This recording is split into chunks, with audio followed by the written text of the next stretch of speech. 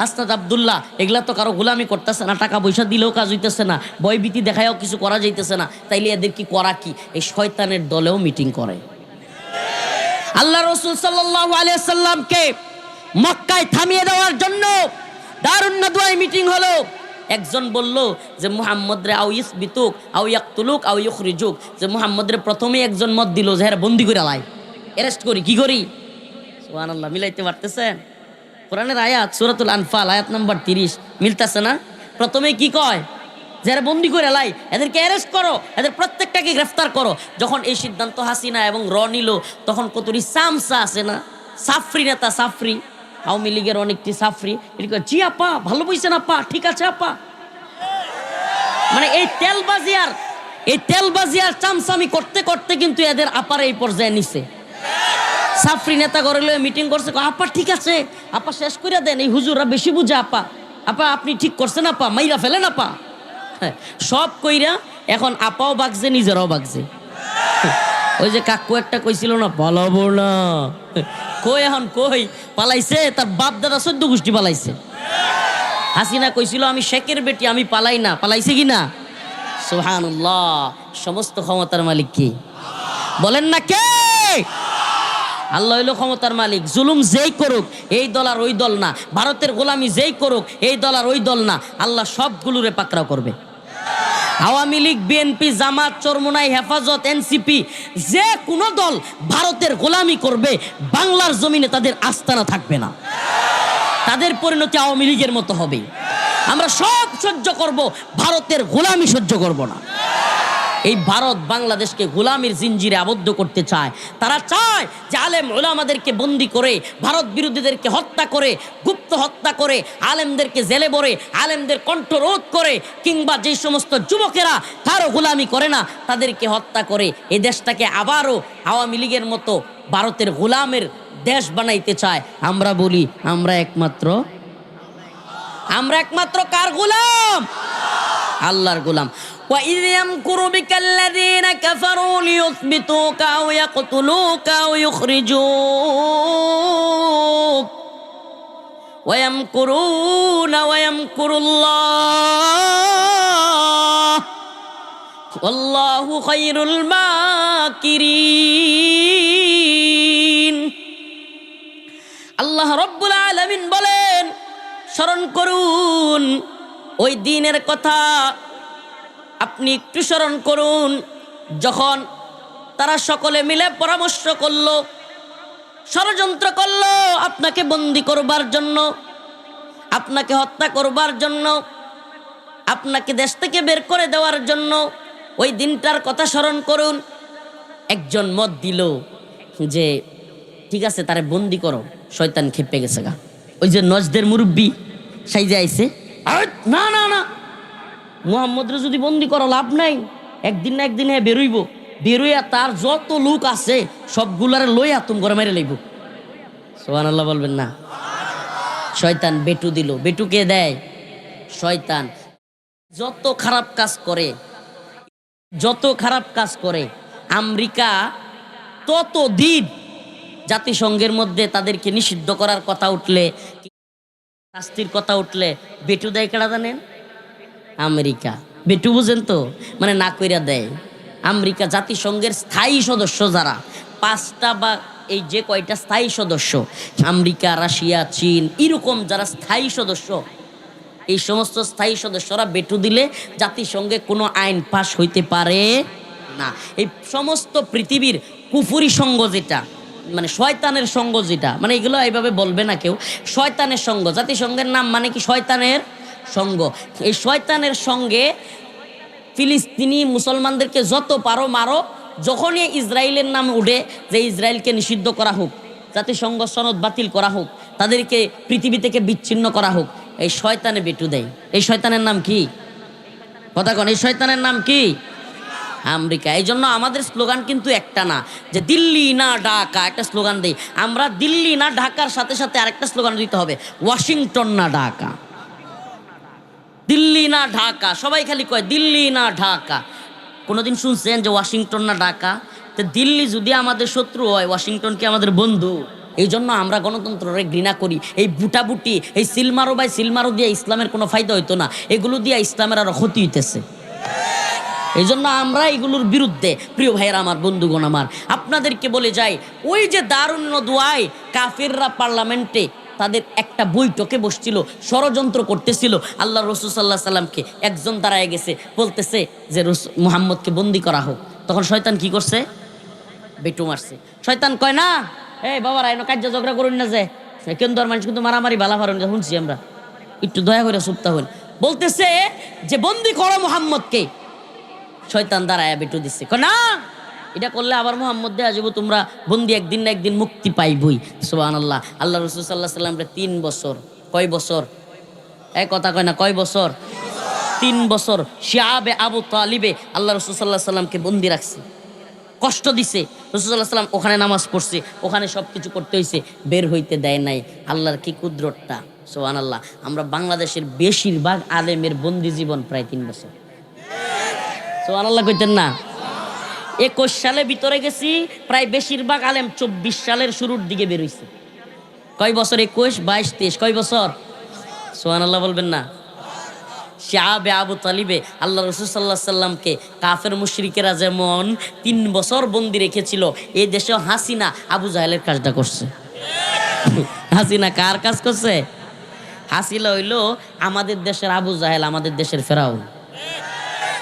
এই আবু জাহেল, এই ফেরাউন, হ্যাঁ লেডি ফেরাউন, মানে বেডি ফেরাউন আর কি, লেডি ফেরাউন।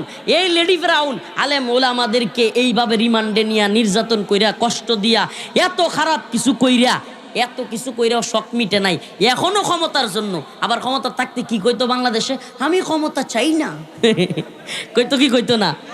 কত বড় শয়তান, কয় আমি ক্ষমতা চাই না।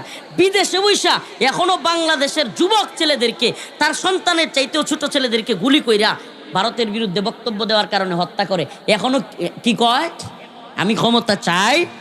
হ্যাঁ বলি ক্ষমতা চাই না। হ্যাঁ রে, এর কথা শুনলে কুত্তাও হাসবে। ক্ষমতার লোভ, এদের এত বেশি ক্ষমতার লোভ, এরা ক্ষমতার লোভে মানুষকে পাখির মতো গুলি করে মারে। আহা আহা, এই যে ক্ষমতার লোভ, দিন শেষে 3-4 বার প্রধানমন্ত্রী হইয়াও বেইজ্জতির সাথে হেলিকপ্টার লইয়া 40 মিনিটের বক্তব্য দেওয়ার সময় নাই, ঠুস করে গিয়া ভারত পালানো লাগলো। এর চাইতে বড় বেইজ্জতি আছে? এর চাইতে বড় বেইজ্জতি আছে? সুবহানাল্লাহ। তাইলে এর চাইতে তো আমাদের জিন্দেগিটা অনেক শান্তির। মানুষ আমগরে ভালোবাসে, মোহাব্বত করে। ক্ষমতা প্রধানমন্ত্রী হইছি না কি হইছে, মানুষ আমাদেরকে মোহাব্বত করে, ভালোবাসে। মানুষের অন্তরে সুবহানাল্লাহ। কারাগারে ছিলাম, আল্লাহু আকবার, আজকে বলতে হয়, হাজার হাজার মানুষ নফল রোজা রাখছে।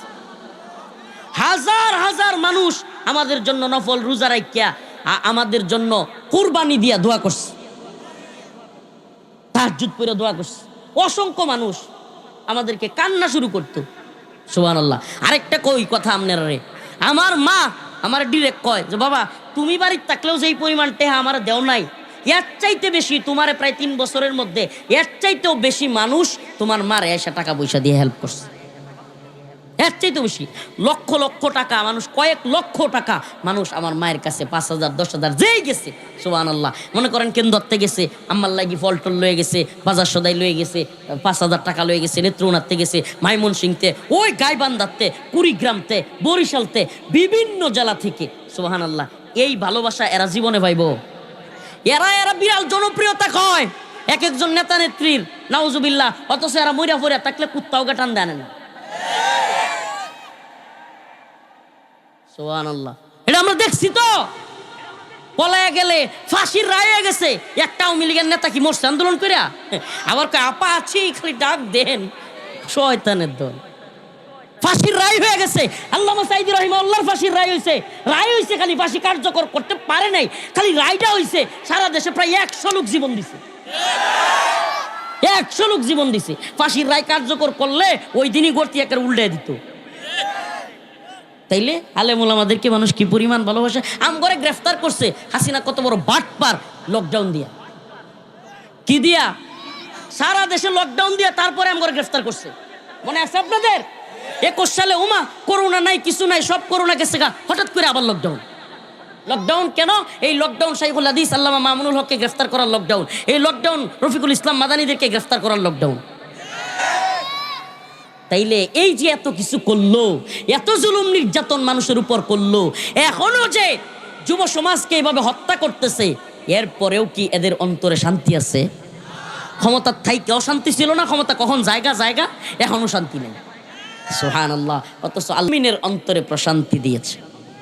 আমরা জানি আমরা একদিন মরে যাবো গা, ঠিক আছে, আপনি লুক ফায়ার করতে থাকেন, আল্লাহ যদি হায়াত রাখে মারতে পারবেন না। আল্লাহ যদি আমাদের হায়াত রাখে মারতে পারবেন না।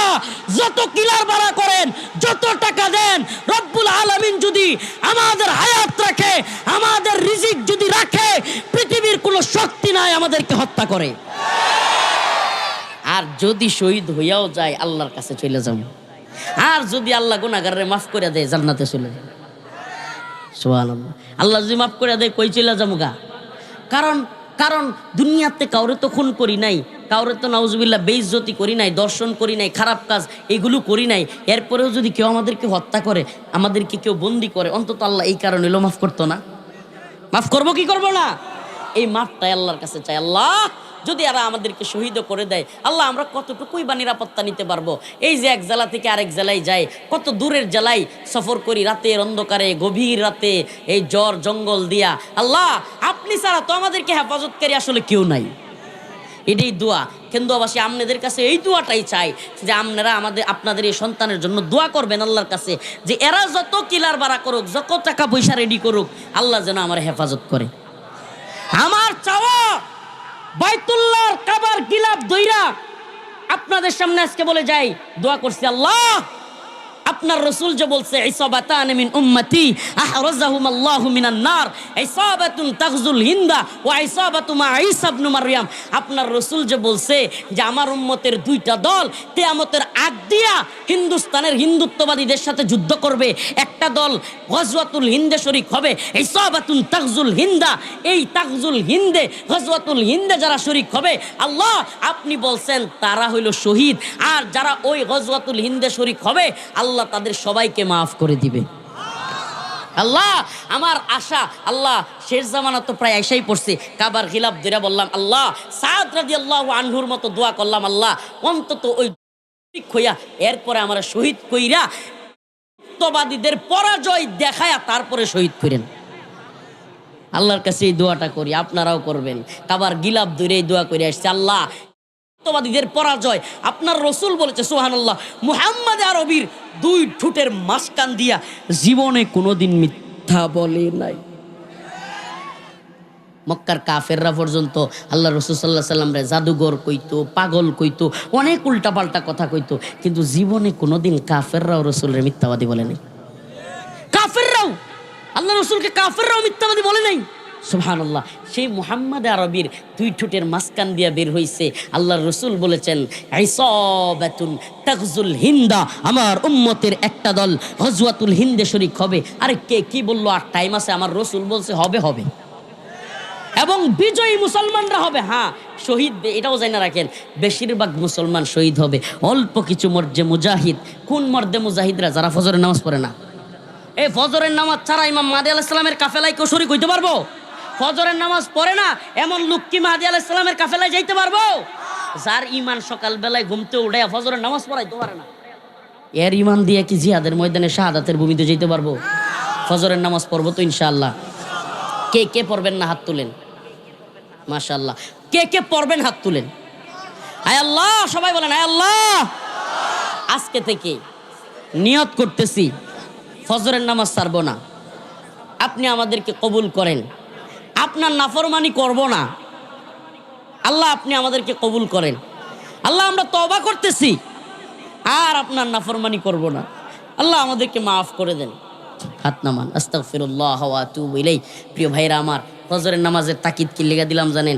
এই শীতের দিনও যেই বেড়া ঠান্ডা পানি দিয়া উজু কইরা মসজিদও গিয়া খারাপ হয়ে পড়তে পারবো, সুবহানাল্লাহ, এই বাকি রাকাতের নামাজগুলো, বাকি ওয়াক্তের নামাজও বাদ দিত না। ঠিক কি ঠিক না? সুবহানাল্লাহ। যে এই শীতের দিনও ফজরের নামাজ পড়তে পারবো, এ অবশ্যই বাকি নামাজগুলো কি করবো? পড়বো। আল্লাহ তাআলা আমাদের 5 ওয়াক্ত নামাজ পড়ারই তৌফিক দান করুক। আরো জোরে বলেন আমিন। এইবার শয়তান তো তারে থামায় দিছে। শয়তান কইতেছে না না না, মুহাম্মদের বন্দি করলে লাভ হইতো না। এবার আরেকজনে কইতেছে ঠিক আছে তাইলে এক কাজ করি, আও ইউখরিজুক, তারে বের করে দেই। যদি তারে আমরা মক্কা থেকে একবারে বের করে দেই আজীবনের লিগা, সে মক্কায় ঢুকতে পারবে না, তাইলেই তো আমাদের সব সমস্যার সমাধান। কারণ মক্কার মধ্যে যদি হ্যাঁ না ঢুকতে পারে তাইলে তো আর আমাদের কেউ আর সে কোনো কিছু করতে পারবে না। আমাদের লোকদের কেউ লাত উজ্জা বা আমাদের দেবদেবী যারা আছে তাদের ধর্ম থেকে অন্য ধর্ম নিতে পারবো না। হ্যাঁ, যদি আমরা বাংলাদেশ থেকে হুজুরে বাইর করে দেই তাইলেই তো আর আমরা শেখ মুজিবের পূজা ঠিক মতো চলবো। মিলাইতেছেন? পূজা শুরু হয়েছিল বুঝলে গেছেন আপনারা? 16 ডিসেম্বর আসলে শেখ মুজিবের পূজাটি মনে আছে আপনারা?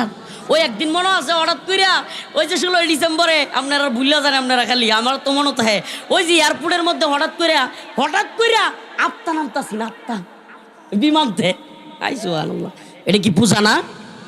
এই মৃত মানুষের আত্মা কবর থেকে বিমান থেকে নামতাছে, এটা একটা পূজা না? এই 16 ডিসেম্বর আসতে এখনো স্পষ্ট মনে আছে সিলেট সহ কয়েক জায়গায় ছবি টাঙাইয়া ওই ছবির গলায় শেখ মুজিবের মালা দিয়া তারপরে ছোট ছোট মেয়েরা কপাল লাগায় লাগায় চুমা দিচ্ছিল। সার্চ দেন ইউটিউবে, এখনো ভিডিও আছে।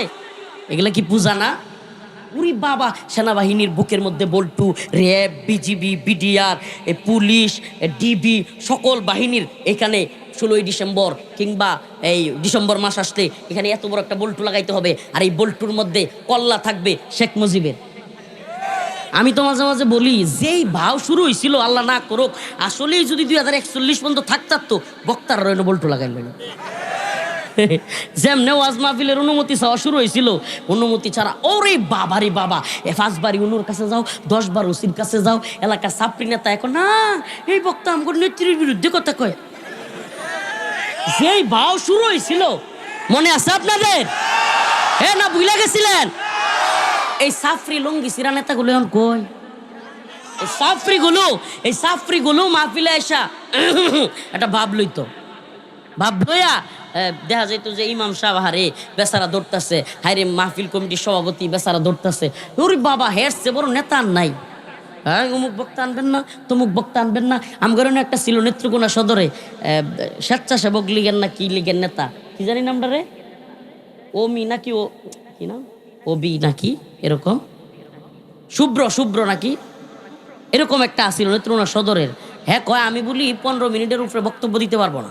আবার নেত্রকোনা শহরে বয়ান দিমু, কি বয়ান দিমু এটা নাকি আগে 15 মিনিট কি কথা কম এটা তারে আগে কইছিল। অমিত খান শুভ্র নাকি একটা আছে, হ্যাঁ নেত্রকোনা স্বেচ্ছাসেবক লীগের নেতা ছিল। এখন কই তো জানেনি, হয় পলাইছে ভারত আর নাইলে তো আছে জেল, এছাড়া তো আর জায়গা নাই। তো এই যে হালত চিন্তা করছেন আপনি, একটা ইসলামিক মাহফিলে কোরআনের কথা বলবে, ভাই আপনাদেরকে কিন্তু আমরা সেটা কথা বলি। আপনি মনে করেন কোনো ব্যক্তি আমার বিরুদ্ধে কথাই বলল, তার মতটা আমার গ্রহণ করার দরকার নেই, কিন্তু আমি তার জবান বন্ধ করে দিব, এটা কোনো কথা? এটা কোনো কথা হইতে পারে? আরে ভাই দুনিয়াতে যদি দ্বিমত না থাকে, সবাই যদি একমত হইতো তাহলে এতগুলো কালার লইলে, সাদা কালা লাল নীল হলুদ মানে বেগুনি কালারের অভাব আছে? আমরা যদি সবাইরে কোন যে না বাংলাদেশে সবাইকে কালো কালার পছন্দ করতে হবে, আমার পিতা মারা গেছে সবাইকে কালো পড়তে হবে, এই নিয়ম যদি করেন এটা কি হইল? এটাকেই বলে স্বৈরাচারী কায়দা। ভিন্ন মত থাকবে, কারো আপনার বাবের ভালো লাগবে না, কারো আপনার দলকে ভালো লাগবে না, কারো আপনার কাজকে ভালো লাগবে না। আরে ভাই আমি যে কথা বলতেছি আজকের আমার এই কথাগুলি কি সবার ভালো লাগতেছে? সবার কিন্তু ভালো লাগতেছে না, কারো কারো গায়ে লাগতেছে। গায়েও যদি লাগে তার কাজ কি? তার কাজ হলো যে ঠিক আছে আমার ভালো লাগে নাই, আমি এটা মানি না, নাকি? এখন যদি সে আইসা হুজুর এটা বন্ধ করেন, আপনার টুটে লিপস্টিক মেরে দিব, আপনার টুট সেলাই করে দিব, সুবহানাল্লাহ। আল্লাহ কই তোরা হুজুরদের টুটে ইয়া মারতে গেছিস, তোদের নেত্রীর জবান আল্লাহ এমন বন্ধ করছে, যখন পালায় যায় না তখন সেনাপ্রধানরে কইছিল আমি একটু 40 মিনিটের একটু বয়ান জাতির উদ্দেশ্যে দিতে চাই।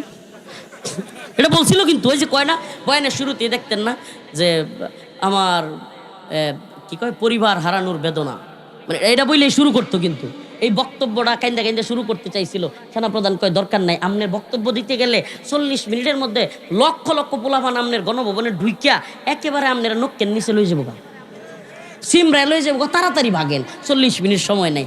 সুবহানাল্লাহ। আল্লাহ যেন প্রমাণ করতে চাইলেন, আল্লাহ পাক যেন দেখায় দিলেন, ও হাসিনা তুমি বাংলাদেশে আলেমদের জবান বন্ধ করতে চাইছিলা, আমি তোমার জবান বন্ধ করে দিছি।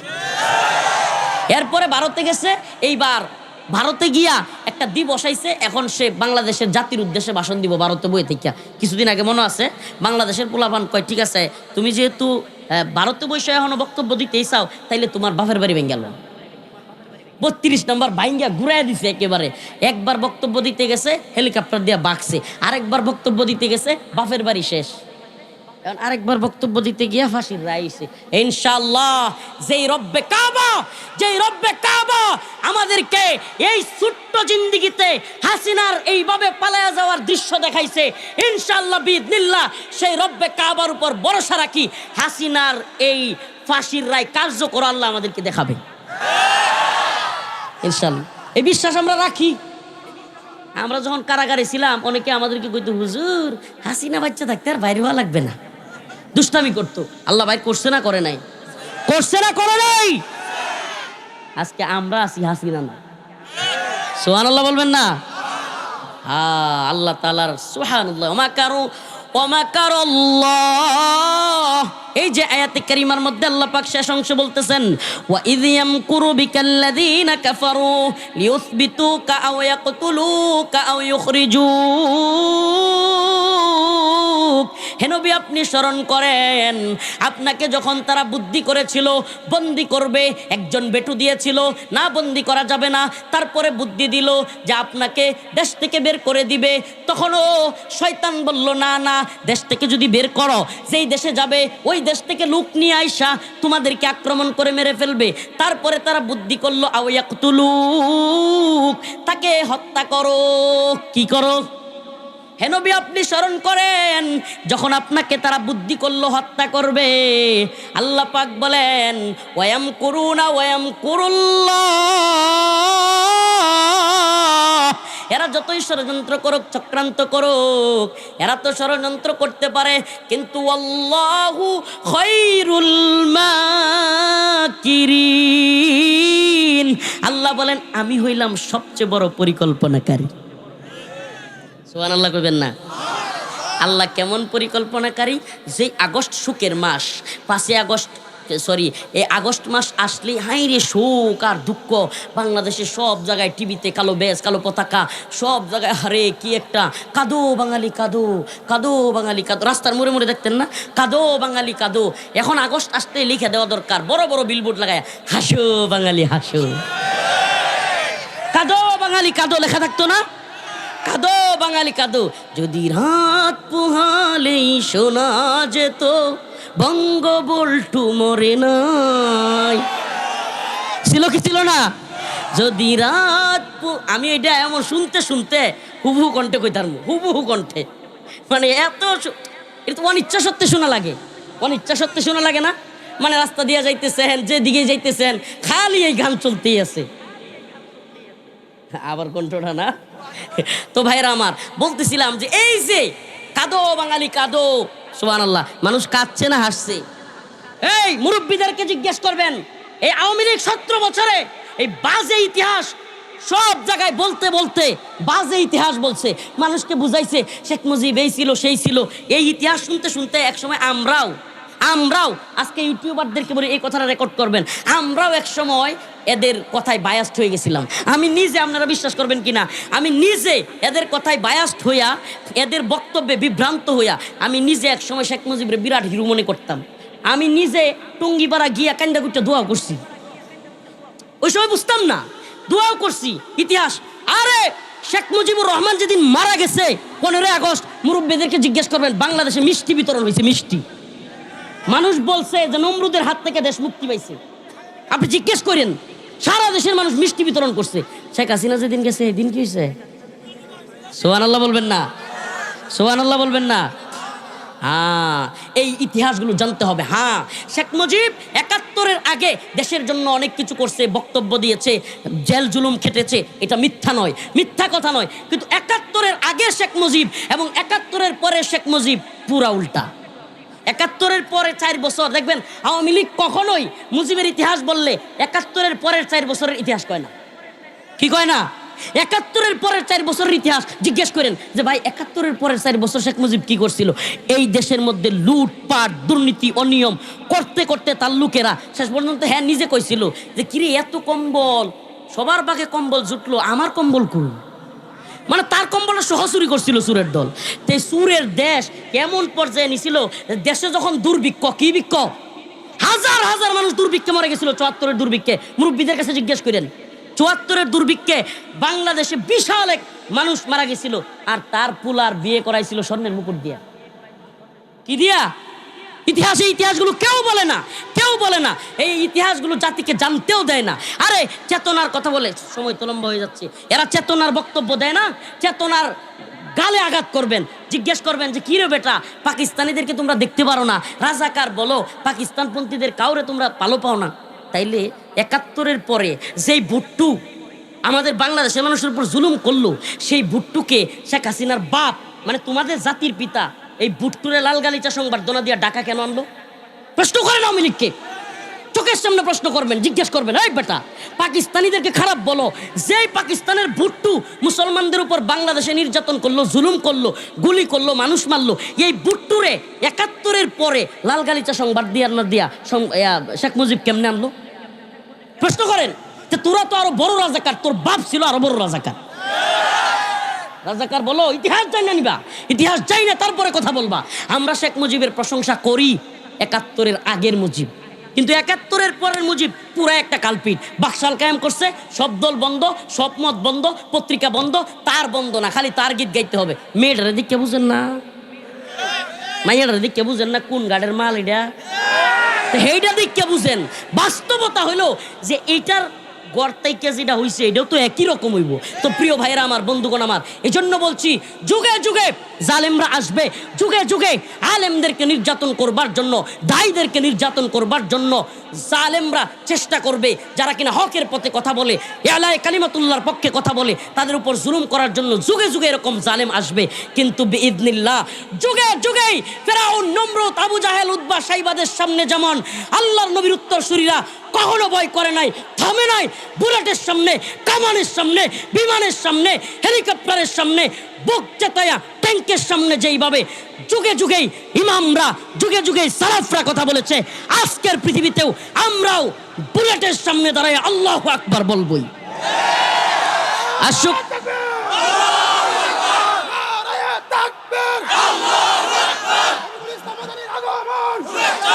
মাহফিলগুলো আমরা যেগুলো করি বাংলাদেশে, এগুলার আমাদের উদ্দেশ্যটা আসলে কি থাকে? বাস্তবতার নিরিখে একটু চিন্তা করতে হবে। আসলে আমরা কি রাত্র ২টা পর্যন্ত মাহফিল চালাইলেই সফলতা? মানে এই জিনিসটা আমাদের দেশে বা আমাদের আঞ্চলিকভাবে ঢুকছে। মাহফিল মনে হয় ২টা পর্যন্ত থাকলে, তোরা মাহফিল কয়টা পর্যন্ত আসিন রে? ২টা পর্যন্ত, ওইসে একটা মাহফিল। আর যদি কয় যে 10টার পরে কি সভা হলে 10টার সময় শেষ করে ফেলছ, মানে এই যে একটা বাজে মানে দৃষ্টিভঙ্গি। আমি আমার কথাই বলি, আমার মাহফিলে কেউ গেছেন কিনা জানি না, পূর্বধলায় দুর্গাপুরে আমি আমার প্রতিষ্ঠিত মাদ্রাসা আছে, ওখানে একটা মাদ্রাসা আমার নিজের করা, আরেকটা মাদ্রাসার আমি পরিচালনা করতাম। তা আমি জয় বছর সভা করছি। শেখুল হাদিস আল্লামা মামুনুল হক সাহেব হুজুর আসছে, আল্লামা জুনাইদ বাবুনগরী দামাত বারকাতুহুম আসছে, মাওলানা জুনাইদ আল হাবিব সাহেব হুজুর আসছে, মুফতি সাখাওয়াত হোসেন রাজি সাহেব আসছে, মানে অনেক আলোচক বৃন্দকে আনছি। যারা গেছেন হয়তো কেন্দুয়া থেকেও। আমার কোনো প্রোগ্রাম রাত ৮টা-৯টার পরে যায় নাই। আমার মাহফিলগুলো একটাও একবার ৮টা-৯টায় শেষ, এশার নামাজ পড়ে আখিরি মোনাজাত। এমনও হয়েছে গত বছর যে প্রোগ্রাম করছি আমি, বাদ মাগরিব, মানে মাগরিবের আগেই আখিরি মোনাজাত শেষ। আসলে আমাদের এই কালচার থেকে বের হওয়া দরকার। কেন জানেন? কারণ দেখেন, আমি আবার আমার আজকে মাগরিবের পরে আসছি বইলেই আপনারা এই চিন্তা করিয়েন না, সিরিয়াসলি বলছি, আমি এই সিস্টেমের বিরুদ্ধে। আমি জেলখানা থেকে নিয়ত করে বেরিয়েছিলাম যে আমাকে কেউ ৯টার পরে রাত্রে বয়ান দিলে আমি ওই মাহফিলেই যাব না। কিন্তু বাংলাদেশের কালচার এটা সহজ না, কঠিন, বিশাল কঠিন, অসম্ভব। কিন্তু বাস্তবতা হলো, আপনি একদিন চিন্তা করেন তো, আমাদের সমাজে এখন যেই পরিমাণে মাহফিল হয়, আশপাশে অনেক সময় অসুস্থ রোগী থাকে না, অনেক সময় বাচ্চারা পরীক্ষার্থী থাকে না, অনেক অসুস্থ মানুষ থাকে, পরীক্ষার্থী থাকে, কিংবা অনেকে আছে যে আজকের প্রোগ্রামে আমি গেছি না, মাথা ব্যথা করতেছে, একটু ঘুমাই, মানে অনেক। কিন্তু এখন আবার যারা ইসলামপন্থী আছে, মাহফিলপন্থী, তারা আবার আমার উপর বিরক্ত হবে। আমি বলতেছি যে ভাই, আপনি শুনেন, থানা লেভেলে একটা বড় প্রোগ্রাম যেটার মধ্যে ওই রকম মানসম্মত বক্তা আছে, তারা ২টা-৩টা পর্যন্ত করতে পারে, মানুষ শুনবে। কিন্তু গ্রামগঞ্জে প্রত্যেক মাহফিল 2টা-3টা পর্যন্ত নিতে হবে। আমার মনে হয় এটা থেকে বের হওয়ার আমাদের সময় আসছে। কেন? কারণ ওই যে 2টা-3টায় মাহফিলটা ছাড়া হয়, আল্লাহ মাফ করুক, এই প্রোগ্রামের 5,000 শ্রোতা থাকলে 4,900 মানুষ ফজরের নামাজ পড়ে না। খবর লয়ে দেখেন এটার কারণ কি? কারণ হইলো এই যে 2টার সময় গিয়া ঘুমায়, অন্যান্য দিন তো এত দেরিতে ওরা ঘুমায় না। আল্লাহ মাফ করুক কথাটা, যারা নামাজ পড়তো, যারা পড়তো না এরা তো পড়েই না, ওই দিনও পড়ে না, অন্য দিনও পড়ে না, যারা নামাজ পড়তো 2টা-3টায় বের হওয়ার কারণে ওই মানুষদেরও কারো কারো নামাজ মিস হয়। এই জন্য আমাদের এই কালচার থেকে বের হয়ে আসতে হবে। আমাদের একটা জিনিস চিন্তা করতে হবে যে আচ্ছা আমাদের মাহফিলে আসার উদ্দেশ্যটা কি? আমাদের মাহফিলে আসার উদ্দেশ্য যদি হয় হুজুরের আলোচনা শোনা হেদায়েতের জন্য, কথাটা বুঝেন, যে হুজুর কোরআন সুন্নাহ থেকে কথাগুলো বলবে, আমি আমলের নিয়তে শুনবো, হেদায়েতের নিয়তে শুনবো, এই যদি হয় আমার উদ্দেশ্য, আচ্ছা তাহলে মাগরিবের পরে শুনলে সমস্যা কি?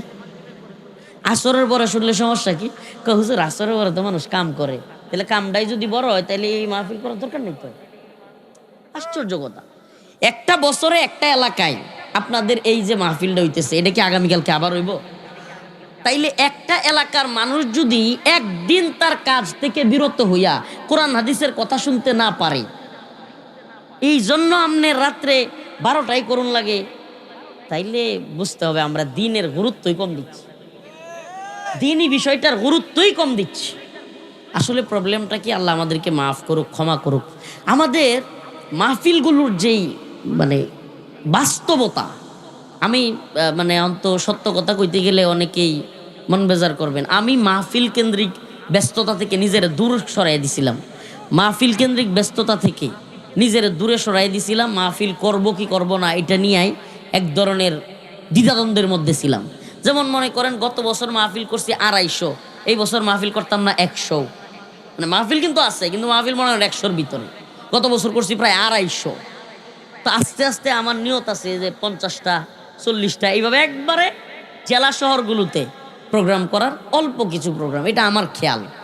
এখন হইলো মানুষ পিরাপিরি করে ধরে, কিন্তু আমার বিনীত অনুরোধ থাকবে, কেন্দুয়া যেহেতু আমার নিজের এলাকায়, আমি পূর্বদলার ছেলে, আপনারা কেন্দুয়া বাড়ি একই জেলা, সেই সুবাদে যে আমাদের মাথায় এইটা সেট আপ করি যে আমরা ইনশাল্লাহ দিনের জন্য, আল্লাহর জন্য কথা শুনবো, ওলামাই কেরামের জবান থেকে কথা শুনবো, কোনো ভাইরালিজম, সেলিব্রিটিজম এই তথা নাউজুবিল্লাহ। আরে ভাই, এই দেশে খারাপ জগতে অনেক লোক অনেক ভাইরাল আছে, তো সব যদি শুধু ভাইরালের জন্য হয় নাউজুবিল্লাহ, তো খুলুসিয়ত কই থাকলো, দিনদারি কই থাকলো?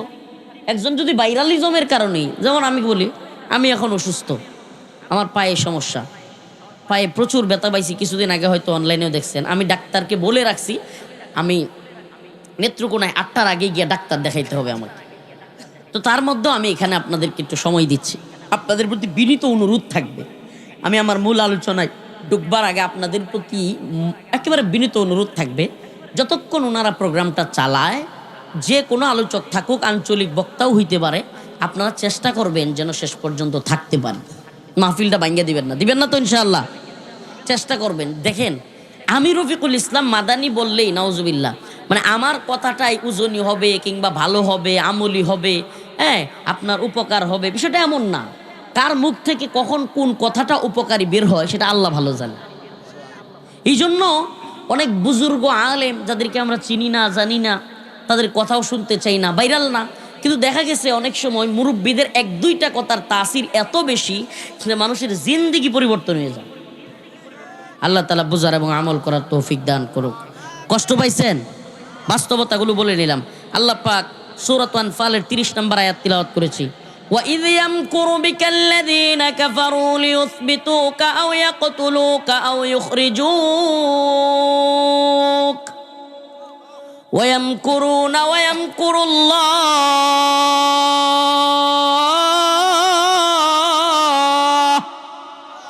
وَاللَّهُ خَيْرُ الْمَاكِرِينَ।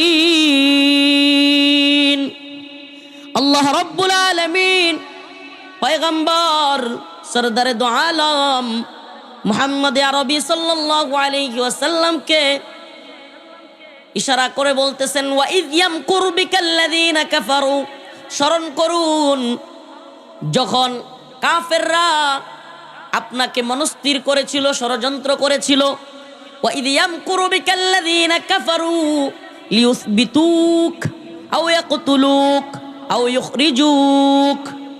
কাফেররা মুশরিকরা মনস্থির করেছিল, ষড়যন্ত্র করেছিল, পরিকল্পনা করেছিল। কি ষড়যন্ত্র করেছিল? কাফেররা চক্রান্ত করেছিল আপনাকে বন্দী করবে, আও ইয়াকতুলুক কিংবা আপনাকে হত্যা করবে, আও ইউখরিজুক কিংবা আপনাকে আপনার এলাকা থেকে বের করে দিবে। আজকের দুনিয়ার জিন্দিগির সাথে আসেন একটু এই আয়াতটা মিলাই। সুবহানাল্লাহ। আজকে দুপুর বেলায় মানে আমি তো বেশিরভাগ ফজরের নামাজ পড়ে ঘুমাই, দেখা যায় প্রোগ্রাম করি রাত্রে, ফজরের নামাজ পড়ে ঘুমাই এই 12টা সাড়ে 12টা পর্যন্ত। ঘুম থেকে উঠছি, মাথায় একটাই চিন্তার পেরেশানি, খুব খারাপ লাগতেছে। মনে মনে চিন্তা করতেছি সুবহানাল্লাহ, এই যে একটা যুবক ছেলে আমাদের উসমান হাদি ভাই, এই মানুষটারে এইভাবে গুলি কইরা মাইরা ফেললো শুধু রাজনৈতিক ভিন্নতার কারণে, শুধুমাত্র মানে ভারত বিরোধী বক্তব্য দেয় কিংবা আওয়ামী লীগের সমালোচনা করে। যুবক মানুষ, একটা বাচ্চা সন্তান আছে, এই লোকটারে এইভাবে গুলি করে মাইরা ফেললো। চিন্তা করি মনে মনে সুবহানাল্লাহ, এরা যেই খারাপ হইছে ক্ষমতার লোভে, ক্ষমতার দাম্ভিকতায়, এরা যেই পরিমাণ খুনি হইছে যে এখন ক্ষমতা থেকে পালায়া গিয়াও নিজেদের লোক দিয়া যারা তাদের বিরুদ্ধে কথা বলে তাদেরকে গুলি কইরা মাইরা ফেলে। মনে মনে চিন্তা করতেছি আমারও একটা সন্তান, যে এরা যেই খারাপ, যে আমার নিকটাত্মীয় কিংবা কাছের যেগুলো আছে, আমার তো মনে হয় আম্মারে বললাম কালকে রাত্রে, আম্মা খুব কাছের যেগুলো আওয়ামী লীগ আছে না, আমার মনে হয় এগুলোও যদি আমাদেরকে মাইরা ফেলে মানুষ, এরা খুশি হয়ে যাবে। মানে এদের জঘন্য চরিত্র, খুনি মানসিকতা, এদের রাজনীতিটাই খুন খারাপির এত নিম্ন পর্যায়ে নামছে যে যখন দেশে ক্ষমতায় ছিল তখন আলেমুল আমাদের নির্যাতন করছে, রিমান্ডে নিছে, ছাত্রদেরকে হত্যা করছে, হেলিকপ্টার থেকে গুলি করছে, আলেমদেরকে জেলখানায় নিয়ে মারছে, ফাঁসি দিছে, রিমান্ডে নিছে, যত ধরনের ভয়ঙ্কর আয়নাঘরে নিছে, নির্যাতন করছে। এখন ক্ষমতায় নাই, তবুও ভারতে বৈশা থাইকা বারাটে কিলার বাড়া কইরা বাংলাদেশে তাদের বিরুদ্ধে যারা কথা কয় এদেরকে গোপনে গুলি করে হত্যা করতেছে। চিন্তা করতেছি যে আজকে যেই পরিণতি, এর পরেও আপনি দেখবেন যে এদের মধ্যে এদের জনসমর্থন যারা, মানে নাউজুবিল্লাহ এদের সমর্থক যারা, এর পরেও দেখবেন এদের মধ্যে অনুশোচনা নাই। আপনাদেরকে আমি বলি যে আমরা কেন এদের বিষয়ে এত কথা বলি, এদের বিষয়ে কথা বলি এই জন্য যে সুবহানাল্লাহ, মানে কোরআনে যে আল্লাহ বলছে না যে খতামাল্লাহু আলা কুলুবিহিম ওয়া আলা সামইহিম ওয়া আলা আবসারিহিম গিশাওয়া, যে আল্লাহ তাআলা কিছু লোককে কলবের মধ্যে, অন্তরের মধ্যে একবার সিলমোহর মেরে দিছে। সিলমোহর বুঝেন? এই যে বিভিন্ন জেলা থেকে, মনে করেন আপনি একটা জিনিস অর্ডার করলেন ঢাকায়, পরে নেত্রকোনায় আসে না, এটি কি কয় জানি, কুরিয়ার সার্ভিস। কুরিয়ার সার্ভিসে কিন্তু দেখবেন উপরে নিচে সুন্দর করে একবারে মোহর ইয়া মাইরা দেয়, এই যে সিল মোহর মাইরা দেয়, ইয়া লিখা আপনার নাম ঠিকানা লিখা, তারপর একটা সিল মাইরা, তারপরে সব দিকে কষ্টে পেঁচায়া, ওইটা থেকে কোনো কিছু আর বের করার সুযোগ থাকে না। ওটার একবারে এইভাবে সব দিক থেকে মুড়াইয়া একবারে কাগজ দিয়ে বাইন্দা মোহর মাইরা দেয়। এই আওয়ামী লীগের লোকদেরকে আল্লাহ মাফ করুক, দেখলে আমার মাঝে মাঝে মনে হয় এদেরকে মনে হয় আল্লাহ সিল মোহর মেরে দিছে। আল্লাহ নিজে কোরআনে বলতেছে যে ওয়া আলা সামইহিম, এদের মনে হয় কানেও সিলমোহর মারছে, এরা সত্য দেখবে না, এরা সত্য শুনবে না। ওয়া আলা আবসারিহিম গিশাওয়া, চোখের সামনে এদের পর্দা পড়ে গেছে। খুব কাছের নিকটাত্মীয়দেরকে দেখে বলতেছি এদের পর্দার লেভেল এত বেশি যে এরা সব কিছুকে জায়েজ মনে করে। নাউজুবিল্লাহ, হত্যা, খুন খারাপি, আইনাগর, আলেমদের উপর নির্যাতন, এদের কোনো অনুশোচনা নাই। আল্লাহ এদেরকে হেদায়েত দান করুক, জোরে বলে না আমিন। তবুও আমরা হেদায়েতের দোয়া করি, কি কর? তবুও আমরা কিসের দোয়া করি? হেদায়েতের দোয়া করি। দেখেন আল্লাহ মাফ করুক, আল্লাহ পাক কোরআনে আয়াতের মধ্যে সূরাতুল আনফাল 30 নম্বর আয়াতে বলতেছে, রসুল আপনি স্মরণ করেন ওই দিনের কথা। কোন দিনের কথা? হাদিসের মধ্যে আসছে মক্কার কাফের মুশরিকেরা দারুন নদওয়াই পার্লামেন্ট, আমরা বাংলাদেশে যেমন পার্লামেন্ট আছে, সংসদ ভবন আছে, আমি একটু দ্রুত কথা বলতেছি, সময় খুবই সংক্ষিপ্ত, নামাজের টাইমে কোনোভাবেই কথা চলবে না, কেউ রিকোয়েস্ট করুক এতে আমার কোনো কিছু যায় আসে না। আল্লাহ পাক আমারে ক্ষমা করুক, আপনাদেরকেও ক্ষমা করুক, কেউ মনে কিছু নেবেন না। আমি 7টার মধ্যে চেষ্টা করবো আলোচনা শেষ করে দিতে, বেশি সময় দেওয়ার সুযোগ নাই। তো বলতেছিলাম যে এই লোক দারুন নদওয়ার পার্লামেন্টে বসে মিটিং করলো যে মুহাম্মদের কল্লা কে ফেলতে পারবে। নাউজুবিল্লাহ, 3টা জিনিস, আও ইউখরিজুকা আও ইয়াকতুলুক ওয়া ইয়ামকুরুনা ওয়া ইয়ামকুরুল্লাহ, যে বলতেছে যে ষড়যন্ত্র চলছে, চক্রান্ত চলছে। আপনি স্মরণ করেন ওই দিনের কথা। কোন দিনের কথা? যে আপনি ওই দিনের কথা স্মরণ করেন যেই দিন আপনার বিরুদ্ধে চক্রান্ত চলছিল। হাদিসের মধ্যে আসছে, আমরা যারা শয়তান কই না, শয়তান এই মুরব্বীর বেশে আইসা এই মিটিংয়ের মধ্যে বইছে। আবু জাহেল, উতবা, সাইবা আরও যতটি আছে এটিও তো শয়তান। এই মানুষ শয়তানের লগে এই যে জিন শয়তান যেটা এই ইবলিস, সেও আয়া বইছে মিটিংয়ের মধ্যে। দারুন নদুয়ার পার্লামেন্ট বৈশা কথা হইতেছে যে আচ্ছা মুহাম্মদের কাছে যেইভাবে মানুষ যাওয়া শুরু করছে সাল্লাল্লাহু আলাইহি সাল্লাম, যেইভাবে মানুষ ঝুঁকতেছে, মানুষ মুসলমান হইতেছে, তার দলবল বড় হইতেছে, তারে জাদুঘর বললাম, তারে পাগল বললাম, তারে মাজনুন বললাম, তারে এত কিছু বললাম, কিন্তু মানুষ তার দিকে যাইতেছে, মানুষ খালি মুসলমান হয়ে যাইতেছে। কি করা যায় এটা নিয়ে কাফের মুশরিকরা মিটিং করতেছে। ইন্ডিয়াতেও মিটিং হইতেছে, আপনারা জানেন। ইন্ডিয়ার এস জয়শঙ্কর, শেখ হাসিনা, তারপরে ওই যে কি কয় যে ওই যে মালকায়াটা লইয়া থাকে কামাল, আরও অনেকগুলো মিল্লা মিটিং চলতেছে। রয়ের গোয়েন্দা সংস্থার লোক তারা মিললেও মিটিং করে। এই শয়তানের দলেও মিটিং করছিল দারুন নদওয়ায় আল্লাহ রসুলের বিরুদ্ধে। মিটিংয়ের মধ্যে সিদ্ধান্ত হইব যে মুহাম্মদরে কিভাবে থামানো যায়। নাউজুবিল্লাহ। একটু মিলায় দেখেন, বাংলাদেশেও আলেম ওলামাদের থামানোর চেষ্টা করছে না করে নাই? একদল করছে না করে নাই? গতকালকে দেখলাম ইসি মানে নির্বাচন কমিশনার, সে বলতেছে যে বাংলাদেশে 2 মাস নির্বাচনের আগ পর্যন্ত মাহফিল করলে তাদের অনুমতি নেওয়া লাগবে। চিন্তা করছেন? মানে হাসিনা বর করছে মনে হইতেছে এর উপরে। মানে বাংলাদেশও মাহফিল করলে এই হ্যারদের অনুমতি নেওয়া লাগবে। আমি বলি শুনেন, এদেশের তাওহীদবাদী প্রজন্মরে জাগায়েন না, পরে নির্বাচন করলে আমরার অনুমতি লাগবে। যদি আমাদেরকে মনে করেন যে এদেশের ইসলামপন্থীদেরকে আপনারা যেমনে বলবেন এমনে স্বৈরাচারী কায়দায়, জালিমের কায়দায় আপনারা আবারও তাওহীদপন্থী, ইসলামপন্থী, এই মাহফিলও কবে কোন দিন খুন খারাপি হয়েছে? কবে কোন মাহফিলও খুন খারাপি হয়? মাহফিলও কি দলাদলি হইয়া, খুন খারাপি হইয়া, রামদলীয় দৌড়দৌড়ি হয়? মানুষ একটু কথা শুনে আয়ে, কেউ দিনের কথা বলে, আলেমরা কেউ নামাজের কথা বলে, কেউ হজের কথা বলে, কেউ রোজার কথা বলে, কেউ জিহাদের কথা বলে, কেউ মানুষকে সামাজিক বিষয়গুলো বুঝায়, তাই তো? বুঝের মধ্যে মিল পড়তেও পারে, নাও পড়তে পারে। সবাই সব কিছু মানতে হইব বিষয়টা এমন না, সবার সব কিছু ভালো লাগবে বিষয়টা এমনও না।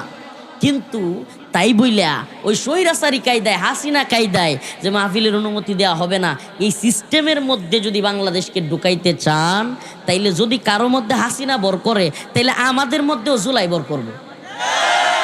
জুলাই আমরা হাসিনারে যা করছি আমনে করেও তাই করবো। হে চিন্তা করিয়েন না। আমাদের সুবহানাল্লাহ, আমি একটা কথা বলি দেখেন, আল্লাহ রসুল সাল্লাল্লাহু আলাইহি সাল্লামকে থামানোর যে বুদ্ধি পরিকল্পনা, এক শয়তানে বুদ্ধি দিচ্ছে, মানে অন্য কিন্তু যে দারুন নদওয়ার পার্লামেন্ট, ওই পার্লামেন্টের মধ্যে আবু জাহেলও আছে, উতবা, সাইবা, কাফেররাও আছে, আবার সবচেয়ে বড় শয়তান হেও আইছে। এখন হুট করে একজন লোক যদি বাহির থেকে গুরুত্বপূর্ণ মিটিংয়ে বয়ে পড়ে, তাইলে সবাই জিগাইতো না আমনে কেডা? যখন কইছে যে আমনে কেডা, হ্যাঁ তো মুরব্বীর ভেসে বইছে, আমি নজদ এলাকা থেকে আসছি। আরবের একটা এলাকার নাম ছিল নজদি, নজদ, যে নজ থেকে আসছি। কয় যে আপনি নজ থেকে আইছেন? কয় হ্যাঁ আমি নজদের মুরব্বী। কয় যে কি লেগে আইছেন? কয় তোমাদের যে গুরুত্বপূর্ণ মিটিং আজকের, ওইটাতে আমি পরামর্শ দিতে আইছি। আসলে হ্যাঁ কি শয়তান, হ্যাঁ কি শয়তান। এখন এক লোকে প্রথমেই পরামর্শ, সবাই মিটিংয়ে একজনে বলতেছে যে ঠিক আছে তাইলে মত দাও যে কি করা যায়, মুহাম্মদরে কেমনে থামানো যায়, মত দাও। যে এই উসমান হাদি তো কেউ কথা শুনে না। উসমান হাদি আওয়ামী লীগেরও বদনাম কয়, সময় সময় বিএনপির বিরুদ্ধে কয়, জামাতের বিরুদ্ধে কয়, এনসিপির বিরুদ্ধে কয়, যে ভারতের পক্ষেরা এর বিরুদ্ধেই কয়। উসমান হাদি তো কারো কথা শুনে না, উসমান হাদিরে কেমনে থামানো? রফিকুল ইসলাম মাদানি এরা তো কারো কথা শুনে না, কারো গোলামি করে না,